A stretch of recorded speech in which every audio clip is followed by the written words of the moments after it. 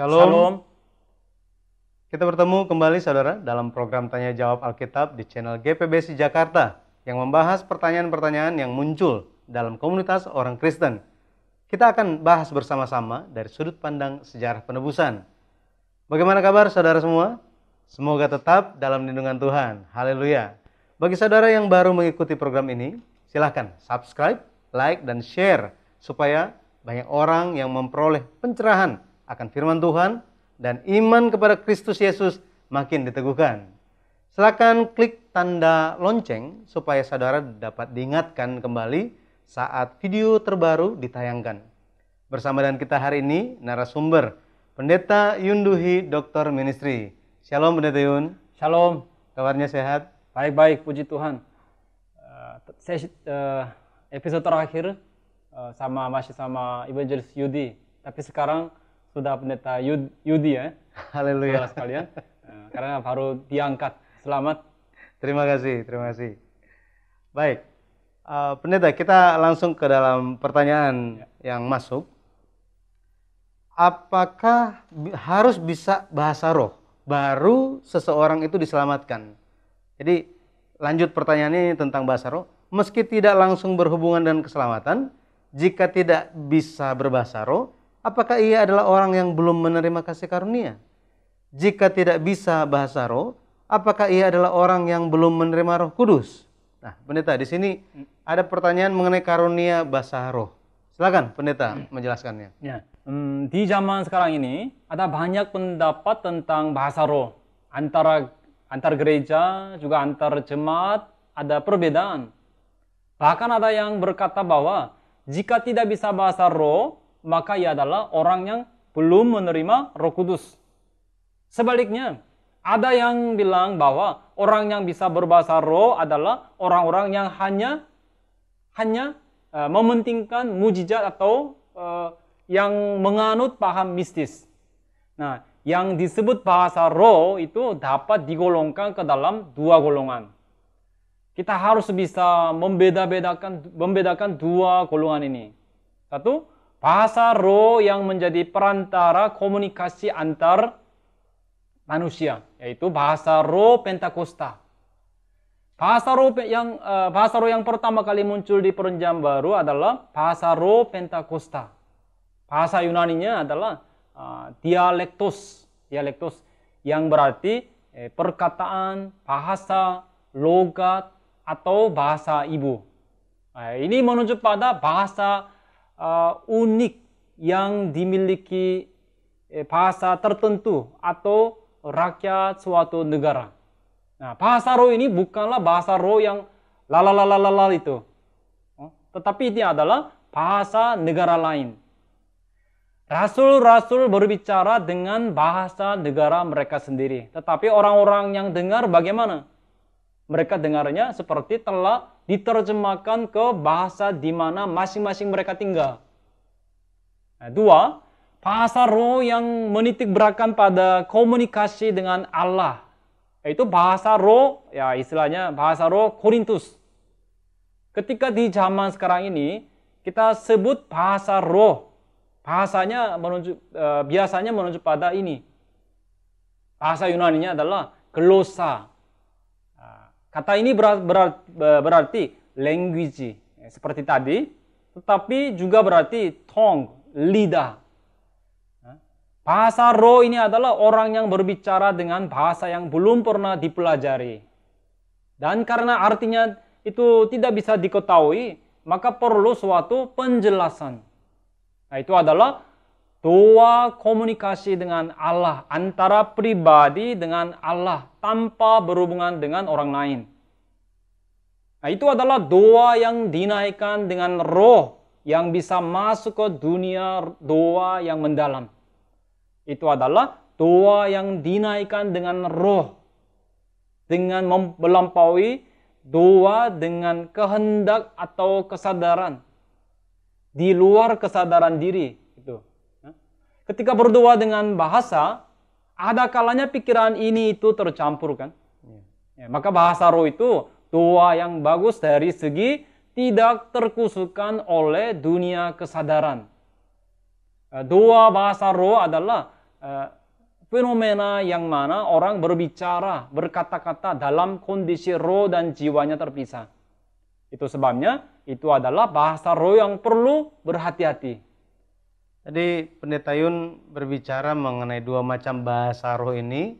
Mungkin Pendeta bisa jelaskan lebih detail. Yang pertama tentang bahasa roh, tadi istilahnya bahasa roh Pentakosta, Ya. Pendeta. Bahasa roh Pentakosta, bahasa roh yang dapat dimengerti. Ini bahasa roh ya, Pentakosta ya.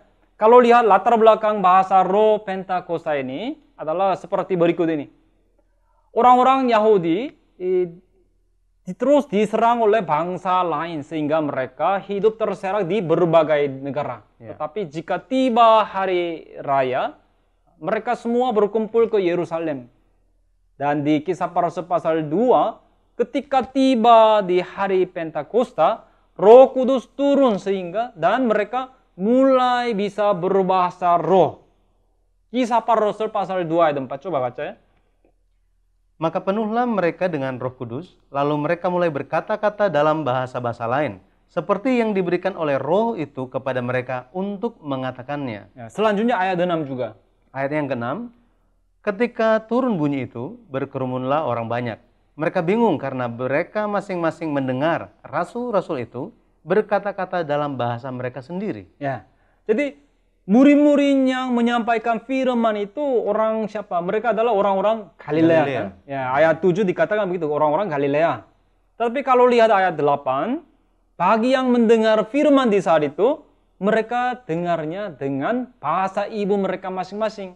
Luar biasa. Ya. Nah, sejauh itu kan mereka tinggal di luar negeri dan sudah hampir lupa bahasa orang Yahudi. Ya. Tetapi mereka sedang dengar bahasa di mana mereka masing-masing tinggal. Nah, selanjutnya coba mari baca ayat 11.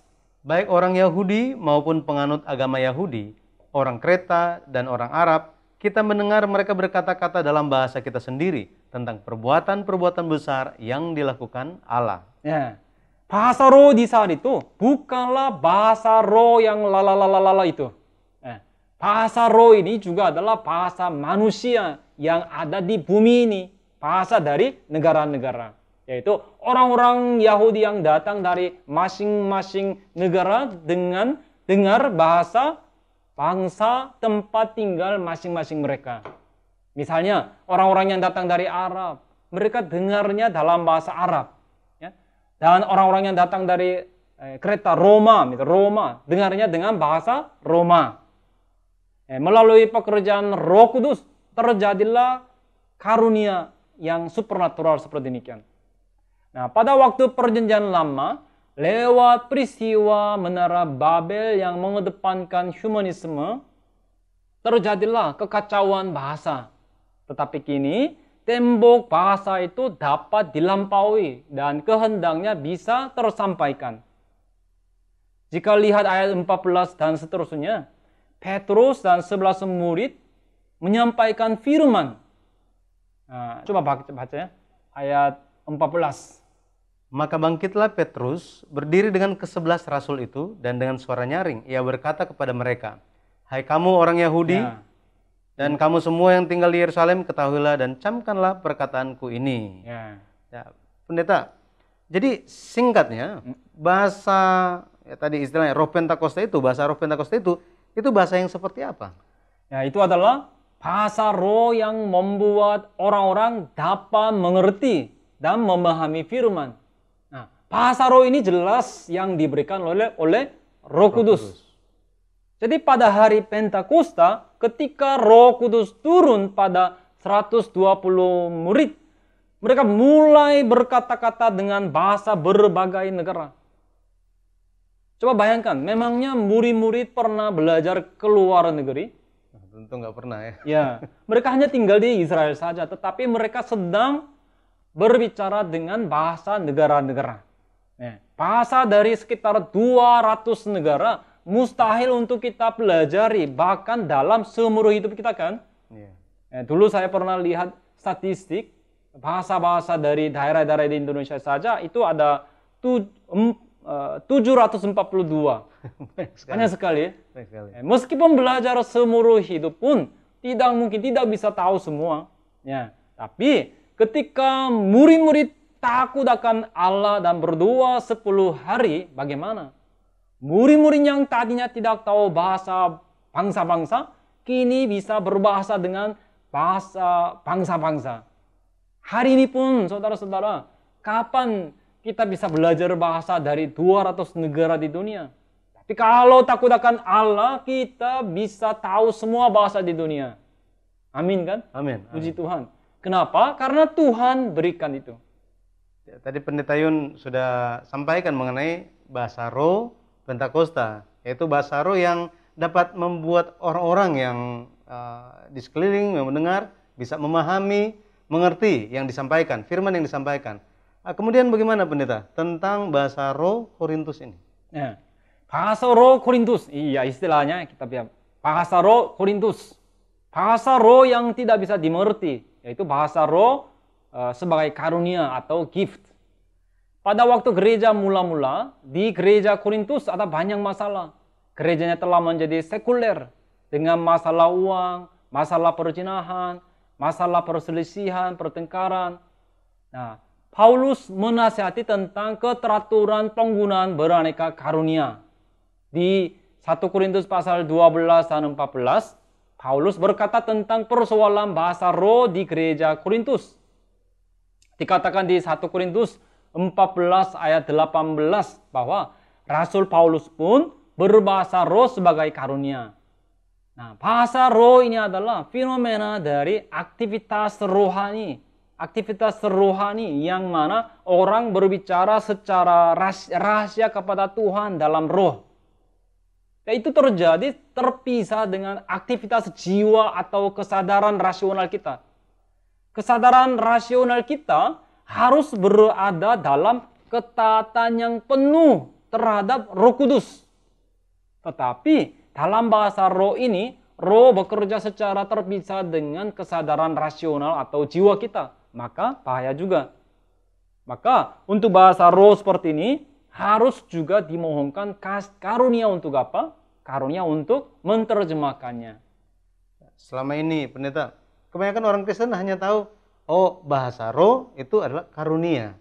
Jadi banyak yang mengejar karunia berbahasa roh ini. Tapi hampir tidak ada yang mengejar karunia menerjemahkan bahasa roh. Ya benar. Mengenai fenomena itu, nanti kita akan bahas tentang pemahaman dan sikap yang keliru orang Kristen terhadap karunia bahasa roh ini. Bahasa roh adalah karunia atau pemberian yang Allah berikan sebagai kasih karunia. Satu roh atau satu Roh Kudus memberikan beraneka karunia. Beraneka karunia, ya. Bukan hanya satu ya, beraneka karunia. 1 Korintus 12 ayat 8 sampai 10. Jika lihat ayat 8 dan seterusnya, dikatakan karunia untuk berkata-kata dengan hikmat, karunia berkata-kata dengan pengetahuan, memberikan iman, karunia untuk menyembuhkan, memberikan kuasa untuk mengatakan mujizat, karunia untuk bernubuat, karunia untuk membedakan bermacam-macam roh, karunia untuk berkata-kata dengan bahasa roh, karunia untuk menafsirkan bahasa roh itu. Nah, dari antara 8 karunia tersebut, yang ke-7 dan 8 itu berhubungan dengan bahasa roh. Ya. Lalu di ayat 10 disebut tentang karunia untuk bernubuat. Ini bukanlah bernubuat tentang hal-hal yang akan terjadi di masa depan. Melainkan ini menuju pada menguraikan firman Allah dengan baik dan mengajarkannya. Dan disebut juga berkata-kata dengan bahasa roh. Inggrisnya different kinds of tongues. Beraneka macam bahasa roh. Nah, kalau lihat ayat 28, ayat selanjutnya, disebut tentang beraneka anggota di gereja. Ya. Rasul, nabi, pengajar, karunia untuk mengatakan mujizat, untuk menyembuhkan, untuk melayani, untuk memimpin, dan untuk berkata-kata dalam bahasa roh. Nah, seperti tadi, di ayat ini pun, bahasa roh ditaruh di urutan paling belakang. Dan di antara 8 karunia, bahasa roh itu disebut yang ke-8 yang terakhir. Kesimpulannya apa? Di ayat 31 dikatakan, berusahalah untuk memperoleh karunia-karunia yang paling utama. Yaitu dikatakan, jalan yang lebih utama akan diperlihatkan. Lalu pasal 12 selesai. Dan selanjutnya 1 Korintus pasal 13 adalah firman tentang apa? Kasih. Ya kasih. Ya, seperti yang kita kenal dengan baik kan ke 1 Korintus pasal 13. Maksudnya bahasa roh, nubuat, kuasa iman, semuanya harus didasari apa? Kasih. Kasih. Makanya diawali dengan ayat ini. 1 Korintus 14 ayat 1. Kejarlah kasih itu. Kejarlah kasih itu dan usahakanlah dirimu memperoleh kasih karunia roh, terutama karunia untuk bernubuat. Nah, maksudnya semuanya harus didasarkan pada kasih. Ini menarik, Pendeta. Dikatakan bahwa semua karunia Roh Kudus haruslah didasarkan pada kasih. Ya. Jadi kembali lagi mengenai bahasa roh. Jadi jika bahasa roh itu memang ada di saat itu, manfaatnya itu apa? Apa manfaat dari bahasa roh ini? Manfaat atau tujuan doa roh, bahasa roh. Pertama ya kelimpahan dari doa pribadi. Yaitu pemberian Allah, keuntungan bagi iman sendiri kan, doa bahasa roh. Bahasa roh adalah doa yang dinaikkan secara roh dengan melampaui hati dan pikiran diri. 1 Korintus 14 ayat 2 dan 15. Ketika berdoa dalam nama Yesus, bisa berkomunikasi dengan Allah. Dan Tuhan Allah dengar doa kita. Namun, kadangkala karena pikiran macam-macam masuk, maka doanya terganggu kan? Ya. Nah, dari antara bermacam-macam pikiran, khususnya ada lorong bagi roh-roh jahat untuk menyelinap masuk.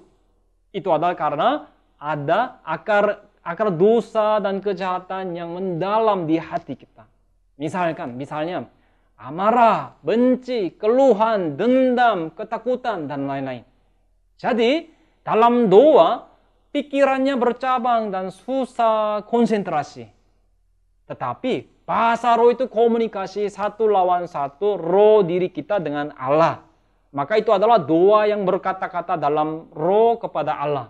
1 Korintus 14 ayat 2. Maka katanya ya, ketika berdoa bahasa roh, orang yang berdoa itu sangat penuh sukacita kan. Nah, berikutnya, kedua, doa bahasa roh itu menjadi tanda atau tanda bagi orang-orang yang tidak percaya. Jika diri kita berdoa, bahasa roh yang bahkan diri sendiri tidak mengerti itu keluar dari mulut kita. Bukannya ucapan asing itu ada isinya sendiri, berbeda dari yang kita pikirkan atau hendak ucapkan. Nah, bahasa roh itu bisa dilakukan dengan kehendak diri, atau bisa juga kita menahan diri dari itu. Bahasa roh demikian adalah tanda yang diberikan untuk membangun orang-orang yang tidak percaya. Nah, ini penting. Coba baca ya, 1 Korintus 14 ayat 22. Karena itu, karunia bahasa roh adalah tanda, bukan untuk orang yang beriman, tetapi untuk orang yang tidak beriman. Sedangkan karunia untuk bernubuat adalah tanda, bukan untuk orang yang tidak beriman, tetapi untuk orang yang beriman. Bahasa roh adalah itu untuk orang yang tidak percaya. Pendeta, mungkin juga muncul pertanyaan, seperti apa pandangan Rasul Paulus antara karunia bahasa roh dan karunia untuk bernubuat? Ya, Paulus menekankan apa? Paulus menekankan kita harus merindukan nubuat dibandingkan dengan bahasa roh. Nah, ini kita harus perhatikan poin ini. Setelah tiba di 1 Korintus pasal 14, Paulus menyebut lagi tentang bahasa roh. Coba ya, 1, baca lagi. Kejarlah kasih itu dan usahakanlah dirimu memperoleh karunia-karunia roh, terutama karunia untuk bernubuat. Nah, lalu disuruh untuk lebih merindukan untuk bernubuat dibandingkan apapun. Lalu di ayat 2 dikatakan bahwa bahasa roh itu tidak ada orang yang bisa mengerti isinya apa. Bukankah begitu? Ya. Nah, tetapi sebaliknya di ayat 3, bagaimana tentang nubuat? Paulus sedang bandingkan bahasa roh dan nubuat. Nubuat itu gimana? Nubuat itu berkata-kata kepada orang atau manusia. Hasilnya bisa membangun, bisa menasihati, bisa menghibur. Hmm. Nah, Rasul Paulus berkata dengan membandingkan bahasa roh dengan nubuat. Yang seperti ini, bahasa roh ya, berkata kepada Allah, tidak ada yang bisa mengerti. Nubuat itu berkata kepada orang, dapat membangun, menasihati, dan membangun ya. Lalu bahasa roh membangun diri sendiri ya, menghibur diri sendiri, membangun diri sendiri kan. Tetapi bahasa tapi nubuat membangun siapa? Membangun jemaat. Ya, coba baca ayat selanjutnya ayat 5. Aku suka supaya kamu semua berkata-kata dengan bahasa roh. Tetapi lebih daripada itu, supaya kamu bernubuat. Sebab orang yang bernubuat lebih berharga daripada orang yang berkata-kata dengan bahasa roh. Kecuali kalau orang itu juga menafsirkannya, sehingga jemaat dapat dibangun. Ya. Jadi Paulus tidak melarang bahasa roh. Ya, tetapi ia mengajak untuk lebih fokus ke nubuat. Coba selanjutnya ayat 6. Jadi saudara-saudara, jika aku datang kepadamu dan berkata-kata dengan bahasa roh, apakah gunanya itu bagimu? Jika aku tidak menyampaikan kepadamu penyataan Allah, atau pengetahuan, atau nubuat, atau pengajaran. Apa yang bermanfaat atau yang berguna? Pernyataan Allah, pengetahuan, nubuat, atau pengajaran. Coba baca lagi ayat 1 Korintus 14 ayat 24 sampai 25. Tetapi kalau semua bernubuat, lalu masuk orang yang tidak beriman atau orang baru, ia akan diyakinkan oleh semua dan diselidiki oleh semua. Segala rahasia yang terkandung di dalam hatinya akan menjadi nyata, sehingga ia akan sujud menyembah Allah dan mengaku, sungguh Allah ada di tengah-tengah kamu. Amin. Amin, amin. Terima kasih Pendeta Yun telah memberikan penjelasan kepada kita hari ini.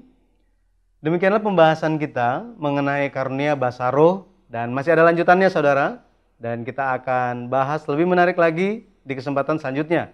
Semoga kita bisa lebih memahami kehendak Tuhan supaya kita semua tidak bertumbuh sendiri-sendiri, melainkan saling membangun lewat memahami kehendak firman Tuhan. Bila saudara menerima kasih karunia Tuhan lewat tayangan hari ini, atau mungkin ada pertanyaan yang ingin disampaikan, silakan tuliskan pada bagian komentar dan kita akan membahasnya pada kesempatan selanjutnya. Sampai bertemu pada Tanya Jawab Alkitab GPBC Jakarta selanjutnya. Tuhan memberkati. Shalom.